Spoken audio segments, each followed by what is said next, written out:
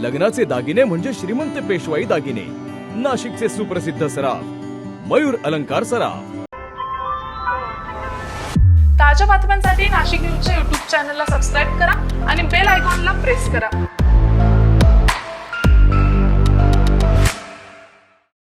नाशिकच्या पंचवटीतील आडगाव परिसरात दुचाकी चोरीचा प्रकार उघडकीस आलाय। दिवसा चायनीज गाडीवर कुक म्हणून काम करणारा तरुण रात्री दुचाकी चोरी करत असल्याचं समोर आलंय।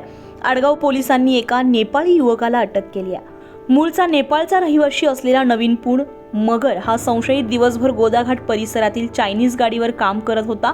मात्र रात्रीच्या वेळी घरासमोर किंवा इमारतीजवळ उभ्या असलेल्या दुचाकींचे हँडल लॉक तोडून चोरी करत असल्याचं तपासात निष्पन्न झालंय। 29 जानेवारीपासून दुचाकी चोरी करत असल्याची कबुली आरोपीने दिली आहे। गणेश गोपाल मंदिर परिसरातील चोरीच्या घटनेनंतर पोलिसांनी तपासाची चक्र फिरवत संशयिताला ताब्यात घेतलंय आणि हा प्रकार उघड झालाय। तपोवनमध्ये राहणारे यांचं हिरो कंपनीची मोटरसायकल होती, जी दिनांक 15 फेब्रुवारी दुपारी 3 वाजेच्या सुमारास चोरीस गेली होती। तो गुन्हा आपण पोलीस स्टेशनला दाखल करून घेतला। या गुन्ह्यामध्ये आपल्याला एक आरोपी मिळालेला आहे। आरोपीचं नाव आहे नवीन पूण रामपूण मगर। हा मूळचा नेपाळी आहे, आपल्या इथे केकेवा कॉलेजच्या मागे राहतो।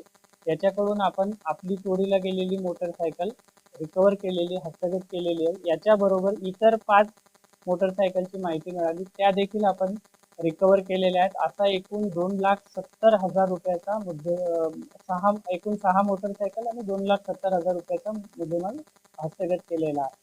अजून त्याच्याकडे पुढील तपास चालू आहे। आज रोजी त्याला कोर्टासमोर हजर करून त्याचा पोलीस कोठडी रिमांड मागत आहोत। मोटरसायकल चोरून विकत असेल हाच तपास करण्यासाठी आपल्याला PCR घ्यायचा। आडगाव पोलिसांनी संशयिताकडून 5 चोरीच्या दुचाकी जप्त केल्या असून मुद्देमाल हस्तगत केलाय। या गुन्ह्यामध्ये आणखी कोणी सहभागी आहे का याचा तपास सध्या सुरू आहे। Bureau report, Nashik news, Nashik.